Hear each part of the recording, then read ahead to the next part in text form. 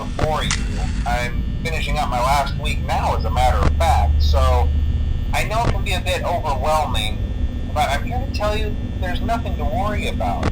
You'll do fine. So let's just focus on getting you through your first week, okay? Let's see. First, there's an introductory greeting from the company that I'm supposed to read. It's kind of a legal thing, you know.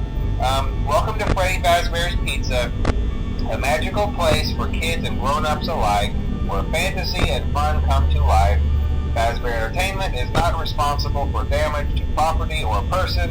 Upon discovering that damage or death has occurred, a missing person report will be filed within 90 days or as soon as property and premises have been thoroughly cleaned and bleached and the carpets have been replaced. Blah, blah, blah.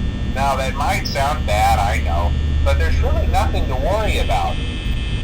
The animatronic characters here do get a bit quirky at night, but do I blame them? No. If I were forced to sing those same stupid songs for 20 years and I never got a bath, I'd probably be a bit irritable at night too. So remember, these characters hold a special place in the hearts of children and we need to show them a little respect, right? Okay. So just be aware, the characters do tend to wander a bit. They're left in some kind of free roaming mode at night. Something about their servos locking up if they get turned off for too long. They used to be allowed to walk around during the day too, but then there was the bite of 87.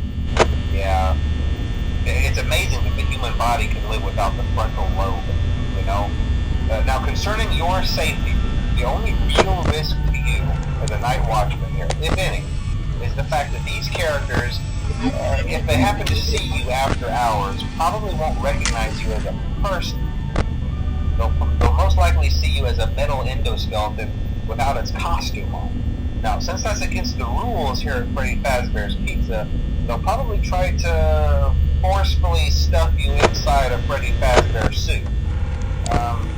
Now, that wouldn't be so bad if the suits themselves weren't filled with cross beams, wires, and animatronic devices, especially around the facial area. So you can imagine how having your head forcibly pressed inside one of those could cause a bit of discomfort and death. The only parts of you that would likely see the light of day again would be your eyeballs and teeth when they pop out the front of the mask. Yeah, they don't tell you these things when you sign up. But hey, first station of the breeze. I'll chat with you tomorrow. Check those cameras and remember to close the doors only if absolutely necessary. Gotta conserve power. Alright, good night.